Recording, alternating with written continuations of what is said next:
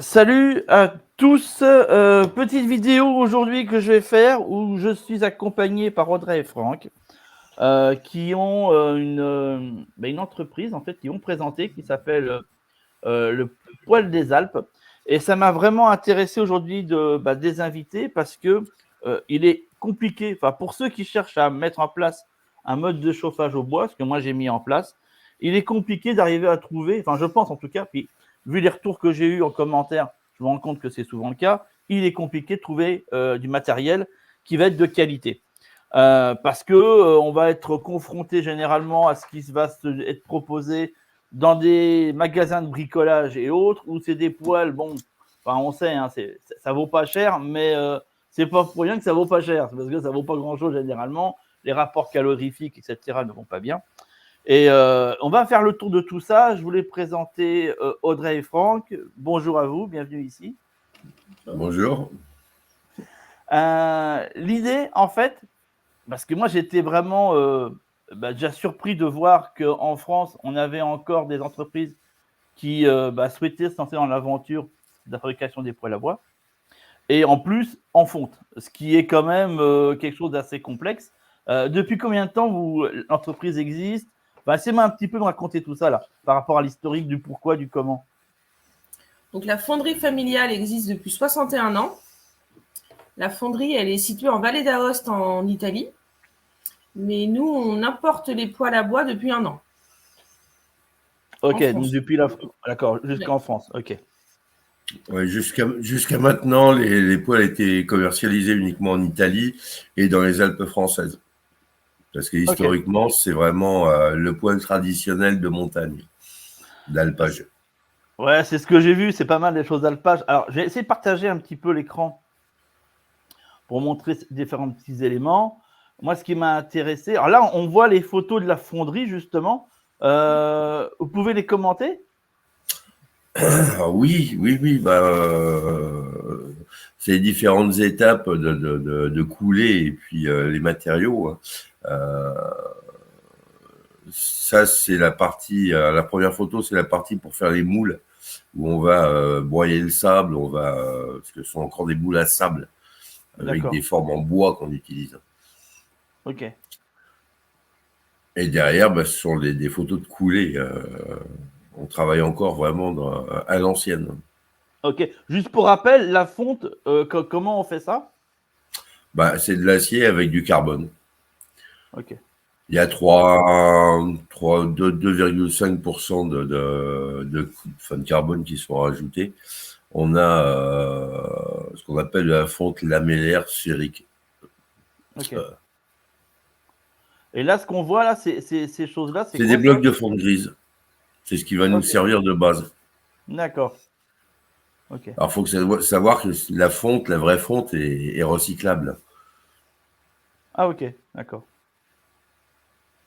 C'est bien. Là, vous voyez tous les moules. Qui vont servir pour la fonderie, ok. Ouais. Bon, je découvre aussi un peu les photos, les diverses photos en même temps. Et on a mis 2 vidéos où on est en train de couler carrément. Alors attends, tiens, je vais essayer de voir. C'était ici. Ouais, il y en avait là. Ok, ah ouais, d'accord. Voilà. Vous voyez, c'est encore du travail artisanal à l'ancienne. C'est pas de l'industriel du tout. Bon, c'est ça qui est quand même vachement intéressant, du coup. Et là, ouais, d'accord. Ah oui, on voit les moules. D'accord, je les perçois. Ouais. Et là, il va dégazer, c'est-à-dire qu'il va allumer les gaz qui sortent du moule. Vous allez voir, voilà. Ouais, je le vois, d'accord. Ouais, c'est pas rien, hein. C'est pas rien à faire. Hein. Ouais, c'est un peu chaud. Hein. Oui, ça oui. Ah, c'est vraiment sympa. C'est vraiment sympa. Et du coup, les propriétés de la fonte pour un poêle à bois, elles vont, comment dirais-je, ce serait quoi l'intérêt? En fait, si on fait une différence entre... L'intérêt de la fonte, c'est le rayonnement et l'accumulation de chaleur. D'accord. Et par rapport à ce que l'on trouve, parce que majoritairement, on se rend compte aujourd'hui qu'on trouve beaucoup de poêles qui sont tôle, donc uniquement tôle, avec vermiculite qui est à l'intérieur? Alors déjà, bon, on arrive encore à trouver de la fonte, mais c'est de la fonte, ce qu'on appelle la fonte chinoise ou la fonte moderne. C'est-à-dire actuellement, ils rajoutent 5% de phosphore pour avoir une fonte qui est très liquide, ce qui leur permet de faire des épaisseurs de 5 mm. Nous, en dessous de 10, 15, 20 mm, on ne sait pas faire. Parce que même à 1450 degrés, si vous voulez, la fonte reste relativement visqueuse. Tandis qu'une fonte moderne, elle, à 1200 degrés, c'est du Coca-Cola. Ok. Voilà. Moins vous avez d'épaisseur, moins vous avez d'accumulation de chaleur et de rendu derrière au niveau rayonnement. Si vous voulez vous donner un ordre d'idée, nous, les poêles, même une fois éteints, vont continuer à restituer de la chaleur pendant 2-3 heures. Ouais, c'est ça qui est intéressant. Enfin, moi, en tout cas, voilà, c'est différent. À la fonte, ouais. Et en termes de durabilité, la fonte par rapport à la vermiculite? Alors, juste vous donner un exemple, le mien a 54 ans. Il fonctionne toujours. Et à Grenoble, on a rencontré un monsieur qui, lui, avait le même depuis 110 ans, 111 ans, qui datait du mariage de sa grand-mère. Ce monsieur avait 85 ans. Voilà. Après, si on entretient la fonte, qu'on la choque pas, c'est vraiment inusable, quoi. C'est un poil d'une vie. Ouais. Certes, c'est un coût, mais si on ramène ça à la durabilité et au fonctionnement, c'est minime. Ouais, parce qu'on est d'accord que la grosse différence qu'on va avoir avec un poêle en tôle, c'est que le poêle en tôle, une fois qu'on a comment dirais-je, on a usé toutes les bûches, bah la chaleur, elle s'arrête quasiment instantanément, quoi. Enfin, elle va pas. La vermiculite n'est pas là pour accumuler la chaleur, si vous voulez. Elle est là pour protéger la tôle de la chaleur. Donc, tant que vous avez des flammes, vous avez de la chaleur. Il n'y a plus de flammes, il n'y a plus rien. Ouais, c'est pour ça si encore ils utilisaient de la brique réfractaire, voilà. Je dirais oui, ça accumule la chaleur, comme la faïence. Mais la vermiculite, non. Et puis en plus, le problème de vermiculite, c'est que vous tapez 2 fois dedans avec une bûche et vous changez les pierres. Voilà. Ouais. Société de consommation. Ouais. Mais c'est ce que j'avais. Pendant longtemps, j'ai eu un poêle de Dietrich qui datait de 1920. Oui, mais c'était très très bon. Ouais, bon, après, depuis là, j'ai changé, mais ça fait maintenant 2 ans. Ben, je ne connaissais pas votre entreprise à ce moment-là, mais c'est vrai que moi, le mien que j'ai pris, à la base, il était tout fonte. Et puis, celui que j'ai pris maintenant, et c'est pareil, il est tout fonte aussi, quoi. Et je trouve que ça fait vraiment la grosse différence. Là, on a une autre vidéo où c'est carrément la coulée. Ouais, ok. Ouais, c'est encore une coulée un petit peu plus grosse. Bon. Après, les coulées sont différentes en fonction des modèles qui sont en fabrication.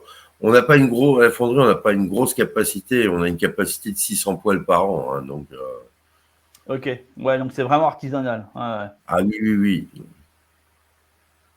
Combien de temps, avec les différentes étapes, on va les montrer, les différents poêles que vous faites, mais combien de temps on met, dans la conception on part du départ jusqu'au moment où il est fini, ça prend à peu près combien de temps? Quand on fait une série, il faut compter 15 jours minimum. Ouais. Si vous voulez, entre le moment où vous allez faire les moules, faire la coulée, attendre que ça refroidisse, parce que bon, le sable est quand même porté, vous avez un bloc de X tonnes qui est porté à 1400 degrés. Hein. Donc, il va falloir attendre un certain temps pour que ça refroidisse. Après, il faut démouler. Le sable est compacté, chauffé, pétrifié, on va dire. Sortir les moules, faut les sabler, faut les ébarber, voilà, parce que bon, c'est du travail artisanal, donc vous allez toujours avoir des choses à refaire dessus, à corriger. Nous, on est incapable de sortir un travail nifle du premier coup, c'est pas possible. Et généralement, on a toujours sur des grosses coulées, on va avoir des poêles où la fonte ne sera pas allée jusqu'au bout et qu'on devra recasser pour recycler. Ok, d'accord. Ça se répare bien? Tiens, c'est une question qui m'était venue une fois. Ça se répare bien la fonte si jamais on la fend? Alors, la vraie fonte, on peut la ressouder, effectivement. Ok. Il existe des baguettes où on peut souder de la fonte, oui. Mais bon, les fontes modernes, faut oublier, quoi. Ouais. Elles sont trop fragiles et pas assez épaisses pour pouvoir faire ça. Ouais. Là, l'épaisseur que vous faites, elle est de combien? En 15-20 mm. Ah ouais. Ah, ça compte. Alors là, ouais, je voulais un petit peu montrer à quoi ils ressemblent. C'est vraiment des. Ils sont magnifiques en fait. Hein. Parce que c'est vraiment les poils qu'on va trouver dans les chalets d'alpage. Enfin, c'est typiquement ces designs-là que je trouve vachement intéressants. On retrouve un petit peu ça. Qu'est-ce qu'on peut raconter par rapport à tout ça? À tous ces Alors, modèles-là? pour les différents modèles. Alors, par exemple, on va commencer par le haut. Hein. Ok. Vous avez en haut, vous avez le cogne. Le cogne, généralement, c'était le poêle traditionnel qu'on mettait dans les écoles, dans les administrations. Il a une grosse capacité de chauffe hein, et de résilience, puisque bon, vous pouvez chauffer grosso modo 160 mètres carrés avec ça. Et cuisiner dessus. Parce que dessus, il a un système, ok. Au niveau des sorties de fumée sur pratiquement tous les poêles, on est en 120. Donc, ce sont des petites sorties. Ce ne sont pas des poêles qui sont faits pour marcher avec des gros tirages. Hein. Ça tient vraiment du poêle à accumulation. Ok, la différence, elle serait où par rapport à un autre poêle? Sur le fait que La consommation et puis le type de chauffage. Le type de chauffage par rayonnement est quand même beaucoup plus agréable que de la chaleur brute, on va dire. D'accord. Donc, ça voudrait dire en fait c'est des poêles qui mettent un temps à monter en chaleur, mais une fois qu'ils sont montés en chaleur, ça restitue sur la durée. Ouais, vous allez mettre demi-heure à le faire monter en chaleur avec une bonne petite flambée, et puis après, bon, c'est parti. D'accord. C'est quand même très rapide. Hein. Ouais. Mais c'est après, si vous voulez, une fois que vous avez lancé vous avez monté le poêle en chaleur, vous allez réduire le tirage au maximum, recharger le poêle, et puis vous êtes parti pour une grosse partie de la journée. D'accord. Les bûches dedans, 50 cm, on est vraiment sur 50 cm, voire 60 dans celui-là. D'accord. En vertical ou en horizontal? En vertical. En vertical, d'accord. Ok. Le chargement, il se fait par le haut, par le. Alors, soit par la porte, vous pouvez mettre des bûches de 35 à peu près 40, ou autrement par le haut. Directement. Là, on peut mettre carrément, on va dire, un morceau de tronc d'arbre. Ouais, ok. Ah, c'est bien ça. Ensuite, juste à côté, vous avez la hoste. Alors, la hoste, c'est ce qu'on appelle un poêle de laiterie. Généralement, c'est ce qu'on avait dans les chalets aussi pour faire le fromage. D'accord. Ces poêles-là servent à la fois pour chauffer, hein, parce que bon, en alpage, on va dire que la nuit, il fait pas très très chaud, hein, même l'été. Et ça servait à mettre on pouvait mettre les gamelles directement à l'intérieur. Ah, ok. Pour pouvoir faire le fromage. D'accord. Ah oui, donc du coup, on soulève les couvercles qui sont dessus. On retire ces deux cercles-là, on venait poser les chaudrons en cuivre à l'intérieur pour pouvoir faire le fromage. La ricotte ou le sérac ou. Ok. Alors moi, j'ai un autre poêle qui s'appelle l'épinel, qu'on va voir un petit peu après. Moi, je continue à faire mon fromage de temps en temps dedans. Ah, c'est celui-ci, l'épinel, c'est pas ça? Voilà. Ok. Ça, c'est vraiment le poêle typique d'alpage. Ouais, avec le cercle ici. Voilà. Là, c'est pour chauffer. Et ouais, dans le fond, vous avez un petit four. Vous avez un petit four. Ouais, sur le côté à l'arrière, vous avez un four. D'accord. Ah oui, effectivement, il est là. D'accord. Alors tout ça, ce sont des poêles qui sont monoblocs. Hein. Vous avez une partie qui correspond au plateau, et puis au pied, et l'autre partie, ce n'est qu'un bloc. Hein. Donc quand ça chauffe, si vous voulez, tout se dilate en même temps, et tout se rétracte en même temps. Grosse différence avec les poêles modernes qui sont que des assemblages de plaques. Ouais. qui sont beaucoup plus faciles à faire. Mais au niveau durabilité dans le temps, c'est sans comparaison. Mhm. Après, je suis pas objectif parce que bon, c'est pour moi chaque poêle est une œuvre d'art, quoi. C'est Bah, je le vois, hein, c'est assez. Ouais. alors après, vous avez le Creta. Le Creta, c'est le poêle le plus moderne que nous fabriquons. C'est le dernier qui a été mis en fonctionnement. Bon, enfin, maintenant, il a une trentaine d'années. Hein. Il possède même un récupérateur de chaleur. Vous Mhm. voyez en haut sur la photo. Alors attendez, récupérateur de chaleur. Ah oui, qui est là. Ok. Ouais. Ok.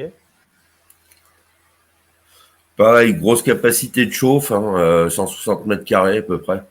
Mhm. Ouais. Très économique et très compact aussi. Parce que il est vraiment massif. Hein. C'est un bloc de fonte de 160 kg. Ouais. Donc à porter tout seul, c'est là il faut être plus. C'est sport, oui. Oui. Ouais. Même à démouler et autres, je vous garantis que c'est sport, oui. Ouais. On a au niveau du tirage, on a un primaire et un secondaire, parce que je vois qu'il y a une grande vitre. Alors, sur la majorité, on n'a qu'un primaire parce on fonctionne pas comme les poêles modernes. C'est pareil, on peut pas calculer, si vous voulez, le rendement. Parce que quand vous calculez le rendement sur un poêle moderne, on va vous mettre, je sais pas, mettons 3 kilos de bûche, voir combien de temps il va dégager, qu'est-ce qu'il va dégager de chaleur en, mettons, 3 heures. Mhm. Le problème de ces poêles-là, si vous voulez, c'est que vous allez mettre 3 kilos de bûche, mais eux, au-delà de 3 heures, quand il n'y a plus de flamme, eux, ils continuent à rendre de la chaleur. Ok. Voilà. Et ça, les normes ne le prennent pas en charge aujourd'hui. Ouais. Il faudrait Ouais. qu'on les fasse marcher à fond en permanence, alors qu'ils ne sont pas faits pour ça. Mm. Ce sont des poêles. Nos anciens n'étaient pas bêtes, hein, ils faisaient des poêles qui étaient économiques et qui devaient durer dans le temps. On n'était pas dans une société de consommation. Bah, Aujourd'hui, ouais, on ouais. marche sur la tête. Oui. Et sur celui-ci, sur la plaque du dessus, pareil, on peut Alors, vous pouvez l'utiliser. réchauffer, mais pas cuire. C'est le seul où vous ne pouvez pas cuire. C'est le seul où on peut pas cuire. Ok, d'accord. Oui. Ok. Celui-là, il m'interpelle bien. Ah, le lilas. Ouais, Alors, celui-là, bah, Audrey l'a chez elle. ouais. Petit poêle, compact, 6,7 kW de mémoire. Alors, lui, pour nous, c'est l'un des plus durs à faire. Ok. Les épaisseurs sont énormes. Hein. Vous voyez, sur l'entourage de la porte, on est en 2,5 cm, hein, Ouais. voire 3 cm. Et Et lui, là, c'est vraiment un. Ouais. ouais. Vous voyez, L'avantage de ce poêle, c'est qu'il est compact, c'est ça. ah, il est hyper compact. Vous pouvez cuisiner dessus. Ouais. Vous avez un petit récupérateur de chaleur pareil en haut. Ok. Sortir en 120 aussi, mais il tient pas de place. Les gens l'apprécient beaucoup et il chauffe vraiment très très bien. Et là, vous l'utilisez pour 70 mètres carrés à peu près. D'accord. Et toujours pareil en bûche de 50, ce qui est comme appréciable. Hein, Bûche parce de que 50 à la verticale ou bûche de 30 par la petite porte avant. à la porte devant. Ouais. Parce que c'est rare sur les petits poêles comme ça d'avoir ces possibilités d'être sur du standard en fait sur les coupes quoi. Alors ensuite, on a le Valnontech qui est ce qu'on appelle un poêle de basse vallée. Alors, il est un petit peu comme l'Épinel, qui est plus un poêle d'alpage. La différence, c'est que sur ce modèle-là, vous avez une plaque de cuisson qui est plus grande. Le four est plus grand parce qu'il est plus profond. Et vous avez un tiroir à cendre. D'accord, ok, sur le côté, ok. Tandis que sur l'Épinel, il n'y a pas de tiroir à cendre. L'extraction des cendres se fait encore à l'ancienne, soit à la raclette, soit à l'aspirateur à cendre. Ok. Au niveau des épaisseurs, on est sur les mêmes proportions.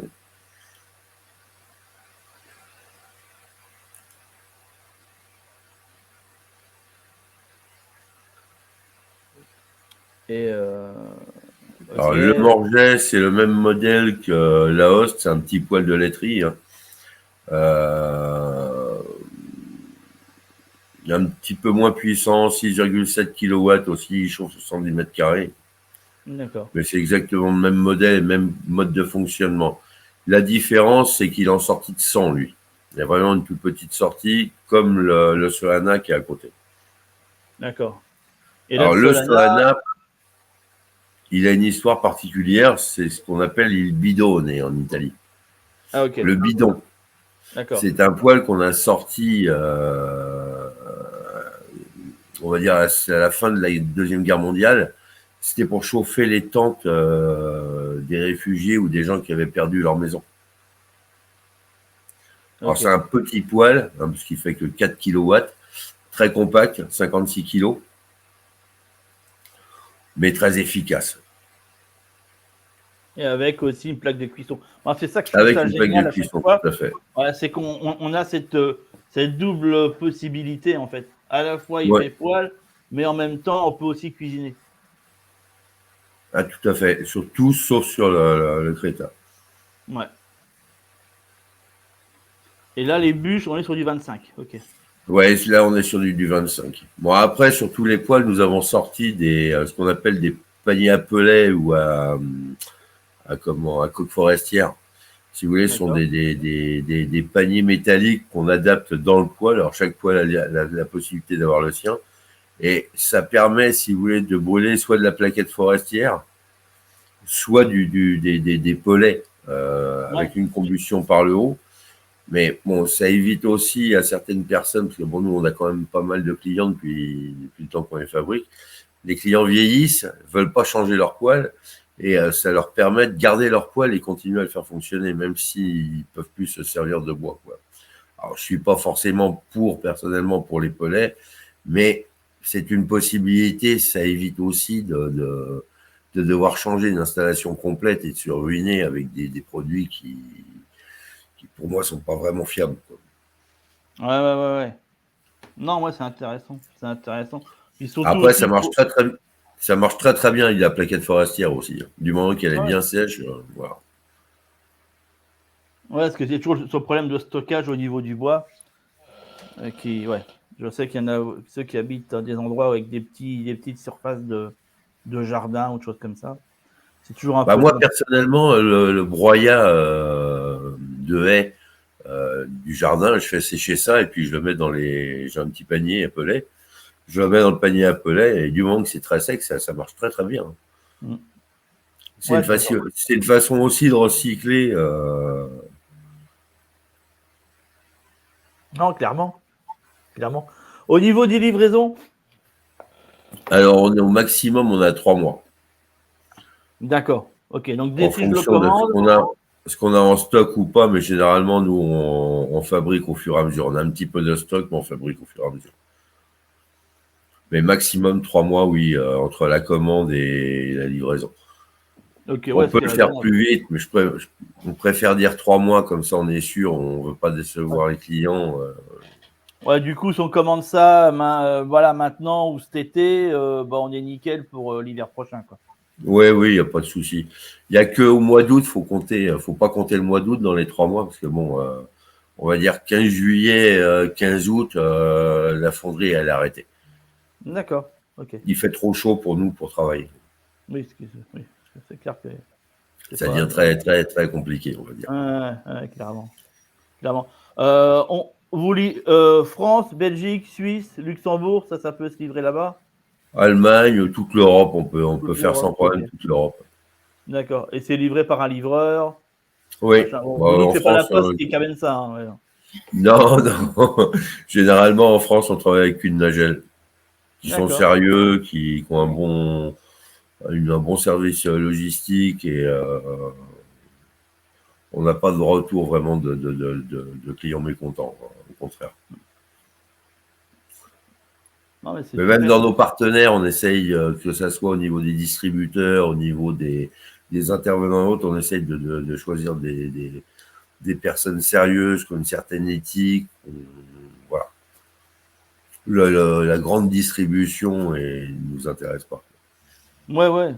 Non, mais c'est pour ça que je trouvais intéressant de vous faire connaître par le biais de cette chaîne, de manière, voilà, parce que c'est toujours. Je sais, j'ai plein de gens qui cherchent des poils de ces calibres-là pour les raisons qu'on a évoquées. Et je trouvais important de vous mettre un petit peu en avant par rapport à toutes ces questions-là. Ouais, Ouais, c'est quoi. très très gentil. Bah ouais, c'est normal. Et qu'est-ce que je voulais dire? On va finir là-dessus. Et moi, ce qui m'intéressait, c'était, comment vous expliquer? Par rapport au rendement des poils, à partir du moment où on charge complètement, déjà, est-ce que vous recommandez de charger complètement? Est-ce qu'il y a une hauteur maximum dans laquelle il ne faut pas dépasser? Et une fois qu'on a Non, tout mis en route, combien de temps, à peu près, on peut estimer avant de remettre à nouveau une nouvelle charge? Par exemple, alors, c'est surtout la nuit, en j'ai, fait, j'ai, pour ceux qui consacrent j'ai- uniquement ça en mode de chauffage unique. Est-ce que si il le charge, je sais pas, voilà, on dit à 10 heures le soir, à quel moment il va falloir qu'il recharge s'ils veulent l'utiliser comme moyen unique de chauffage? Parce que moi, c'est mon cas. J'ai un système de chauffage au bois, j'ai que ça en fait, j'ai pas autre chose. j'ai donné un exemple très simple. Sur les Pinel, par exemple, pour les 120 mètres carrés que j'ai, grosso modo, pour 24 heures, j'utilise la valeur d'un gros sac cabas de supermarché. Ah ouais, ça consomme pas grand chose. Voilà. Et moi, je recharge Les 2 fois Pinel, par c'est jour. celui-là, on est d'accord. Vous voyez, c'est le poil d'alpage. Et la nuit, du coup? Et la nuit, c'est pareil. Enfin, moi, je charge une fois le matin quand je vais après une bonne flambée. Je réduis le tirage, je charge, et puis après, je recharge le soir. Et puis bon, le matin, quand je me relève, le poil généralement est encore tiède et même de temps en temps, j'ai encore des braises. Mais ça après, ça dépend du bois qu'on utilise. Bien sûr. Ouais. En montagne, nous, on utilise beaucoup de résineux. Et le résineux, il est compatible avec ce poil-là. Parce que souvent, c'est la. Ah oui, non, c'est des brûle-tout. Hein. En alpage, vous savez, faut monter le bois à dos d'homme. Hein. Donc, Ouais. au bout de 3 semaines, ce sont les vaches qui nous fournissent le carburant. Hein. Oui. Voilà. Ça donne un petit goût à l'omelette, mais bon. Ouais. Non, mais c'est vrai que c'est souvent un truc où on dit ouais, mais on peut pas faire brûler du résineux, ça fout plein de suie partout, ça. Et Non, là, l'important, c'est de respecter Nous, on travaille des tuyaux en 120. Vous pouvez sortir avec des tuyaux en 130 maximum, mais il ne faut pas surdimensionner le tuyau. Parce qu'après, vous allez avoir un ralentissement des fumées, vous allez avoir un refroidissement des fumées, et puis là, oui, vous allez avoir du bistrage. ouais, Faut, faut- ouais, c'est un truc souvent qui m'est sorti en mode ouais, faut pas hésiter à sortir très gros, alors qu'en fait non, pas forcément quoi. Non, pas forcément, non. Il faut que les fumées, elles sortent, qu'elles soient encore chaudes. Si vous ratissez les fumées, vous avez un dépôt de goudron qui va se faire. Si votre cheminée est pas isolée, c'est-à-dire, moi, par exemple, chez moi, j'ai tiré un tuyau jusqu'en haut de la cheminée, j'ai fermé en haut de la cheminée, j'ai fermé en bas de la cheminée. Ce D'accord. qui fait une zone tampon qui reste chaude à l'intérieur, et bon, j'ai jamais aucun problème. Après, c'est vrai, moi, je fais deux ramenages par an. Voilà. C'est au lieu d'en faire un, c'est tout. Quoi. Mais j'ai pas grand-chose qui s'attache dans les tuyaux. Quoi. Ouais. Et du coup, le fait de sortir, si on sort, si on n'a pas de cheminée et qu'on sort direct à l'extérieur, est-ce qu'il est quand même recommandé de passer en double paroi ou pas? Alors, si vous partez directement à l'extérieur, oui, le double paroi, oui, va faire la même fonction que la cheminée. Va empêcher que les fumées se refroidissent. D'accord. Ok. Pour rappel, le double paroi, pour ceux qui ne savent pas. Bah nous on a sélectionné un fabricant qui est italien parce qu'on n'arrivait pas à trouver ce qu'on voulait en France et pour la qualité des tuyaux. Alors surtout acier parce que nous on a en 2 mm d'épaisseur, alors qu'en France la majorité qu'on a trouvé était en 0,6 mm. Donc c'est pas du tout la même qualité quoi. Et puis pour les prix, honnêtement, bon, nous on travaille avec Moreno Costa. Hein, Ok. c'est devenu une référence en Italie, mais bon, ils ont des prix qui sont corrects et avec une super qualité. Voilà. Ok, d'accord. Le double paroi, c'est 2 tuyaux avec, c'est bien ça, avec au milieu de la laine de roche. Ouais, tout à fait. Avec, vous avez 25 à 30 mm de laine de roche qui sont compressés et qui vont empêcher les tuyaux enfin, le tuyau central de refroidir. Ah, ok. Parfait, parfait. Et ce que j'ai vu aussi, parce que comme on est sur des comme on est sur des sorties qui sont différentes de celles qu'on trouve dans le commerce, j'ai vu que vous faites aussi tous les réducteurs. Oui, tout à fait. Voilà, qui peuvent Alors, être Moreno adaptés Costa par nous rapport les fait à la demande. Ok. C'est quelque chose, c'est pareil, nous on n'arrivait pas à trouver ça en France. Et eux, ils nous ont donné, ce sont des artisans aussi à la base. Donc, Ok. ils nous font à la demande. C'est-à-dire que vous avez encore des gens qui ont besoin de certaines pièces qui sont assez spécifiques. Il peut nous les faire quand on lui envoie les schémas, quoi. Ah, ok, super. Bon, c'est sympa le petit habillage que j'ai vu, ça je connaissais pas. Ouais, il y a ça, il y en a qui servent de récupérateur de chaleur dont ils vont empêcher de se brûler aussi, hein, parce que bon, les tuyaux sont très chauds. Hein. D'accord, c'est des tuyaux en acier et ils font combien d'épaisseur en moyenne? 2 mm d'épaisseur. Ah ouais, c'est du costaud. Un tuyau de 1 mètre, c'est 10 kilos. Oui. Voilà. Ouais, il faut ce qu'il faut en même temps. Ouais. Et le prix s'oublie, la qualité reste, pour reprendre Audiard. Ouais, c'est ça. Ouais, clairement. C'est super. En tout cas, c'était sympa. Ça change un peu de ce que je fais habituellement. Je trouvais ça assez cool. De toute façon, Poil des Alpes, je vais mettre dans la description, le lien du site pour commander, prendre contact avec vous.